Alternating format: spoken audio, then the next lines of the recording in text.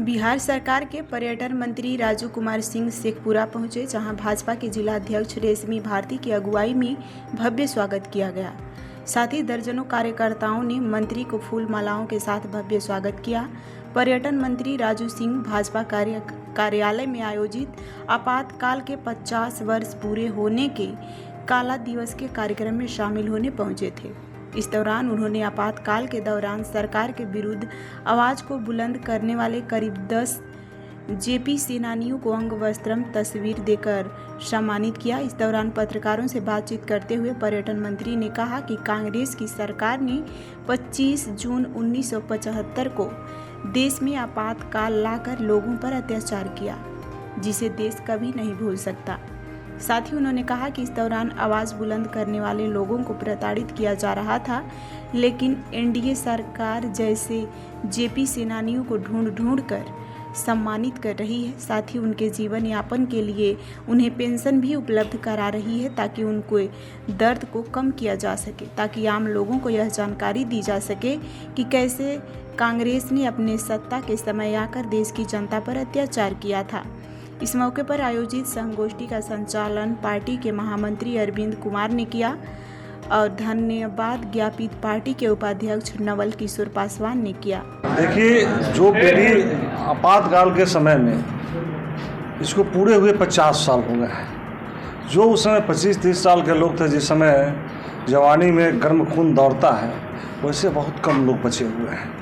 तो उस आपातकाल के बारे में कांग्रेस ने क्या क्या दशा किया, इस देश के साथ क्या दुर्दशा की है, इस बात को नौजवानों को बताने की ज़रूरत है, जो आपातकाल को जिन्होंने नहीं देखा है, जिन्होंने नहीं पढ़ा है, या पढ़ा है तो फिर वो अनुभव नहीं किया है कि यहाँ की सरकार देश के अंदर ही आंतरिक युद्ध क्यों छोड़ी थी, देश के अंदर ही इस तरह का आपातकाल लगाने की घोषणा क्यों की थी। इसको हम लोग बताने की कोशिश कर रहे हैं लोगों के बीच। बिहार के अंदर है कि मतलब आपातकाल के कारण ही चुनाव हो रहा है, या चुनाव के कारण आपातकाल की बात की जा रही है।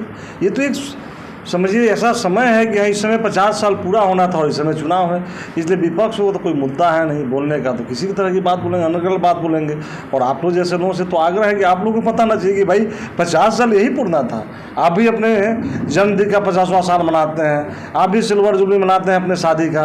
यहाँ पर तो आपातकाल देश पर इतना बड़ा आघात हुआ था, देश की वो काली रात, वो 24 जून 1974 की रात को देश भूला नहीं ना है। और जो भूलते जा रहे हैं, जो हमारे न्यू युवा पीढ़ी हैं, उनको ये बताने की ज़रूरत है। मत भूलो कांग्रेसों के द्वारा क्या जुल्म की गई है, कांग्रेस किस तरह से हिंदुस्तान को आगे नहीं बढ़ने दिया गया है, इसके बारे में लोगों को बताने की। 1974 की क्रांति बहुत लोग, जिन लोगों ने मिशा के तहत या डीआर के तहत जो लोग जेल गए थे, जिनकी भी कॉपी मिली थी, उन सब लोगों के साथ में न्याय हुआ है, सब लोगों को दिया जा रहा है। वैसे कुछ लोग अगर हो सकता है एक्सेप्शन में बचे हों, तो एक्सेप्शन आर नॉट एग्जाम्पल, फिर भी ऐसे लोग बचे हुए हैं। अगर प्रधानमंत्री जी के पौत्र कहते हैं कि हमारे आदरणीय प्रधानमंत्री जो निरंतर देश की सेवा कर रहे हैं, जो निरंतर जनहित के बारे में सोच रहे हैं, जन कल्याणकारी योजनाएं लेके आ रहे हैं, संविधान की पूजा करते हैं, सदन के चौखट को प्रणाम करके उन्हें माथा टेक के अंदर प्रवेश करते हैं, स्वच्छता कर्मी के चरण धोते हैं, महिलाओं के लिए इतनी अच्छी योजनाएं लेकर आते हैं। वैसे प्रधानमंत्री जी को उनके पोते कांग्रेस के नेता राहुल गांधी जी का कहना होता है कि हमारे प्रधानमंत्री जी देश के लिए कुछ नहीं कर रहे हैं। ये कैसी नीति है कांग्रेस की? आज कांग्रेस माइनॉरिटी का वोट लेने के लिए अब दोनों बाएं हाथ फैलाए खड़ी रहती है, और वही कांग्रेस आपातकाल में माइनॉरिटी समाज के बच्चे को नसबंदी करा के जबरदस्ती नसबंदी कराए, जिससे कितने ही बच्चे की मृत्यु हो गई थी। आज क्या कार्यक्रम था, क्या लोगों को जागरूक किया गया? आज आपातकाल पे जो हमारे बच्चे उस समय नहीं जानते थे, उस वेदना को नहीं झेले थे, वैसे बच्चे को हम लोग जागरूक कर रहे, समझा रहे हैं कि इनकी नीति शुरू से ही जनता के प्रति खराब है, और उसे जानिए, उसे समझिए। युवाओं के बीच में आके हमारे